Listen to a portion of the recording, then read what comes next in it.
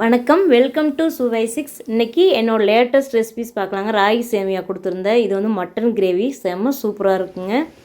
இது வந்து மட்டன் பிரியாணி. இது செம்மையாக இருந்ததுங்க, சூப்பராக இருக்கும். இதே மாதிரி செஞ்சிங்கன்னா அட்டகாசமாக இருக்கும். இது வந்து எதனால் கொடுக்குறேன்னா, என்னோடய ரெசிபிஸ் பற்றி தெரியாதவங்களுக்கு, என்னோடய சேனலை பற்றி தெரியாதவங்க தெரிஞ்சுக்கிட்டுங்கிற ஒரே காரணத்துக்காக கொடுக்குறேங்க.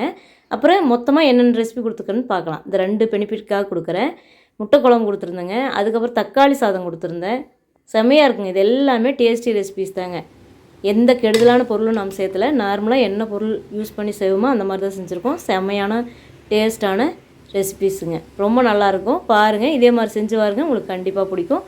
என்னோடய சுவை 6 சேனல் பிடிச்சதுன்னா சப்ஸ்கிரைப் பண்ணி சப்போர்ட் பண்ணுங்கள். இது ஒரு சாம்பாருங்க, பருப்பு சாம்பார். செம்மையாக இருக்கும். டிஃபன் சாம்பார் அது. இது சட்னி, தண்ணியோட தேங்காய் சட்னி, ரொம்ப நல்லாயிருக்கும். என்னோடய இல்லத்தரசி கோலம்னு ஒரு கோலம் சேனல் இருக்குது, அதையும் பாருங்கள். தேங்க்யூ.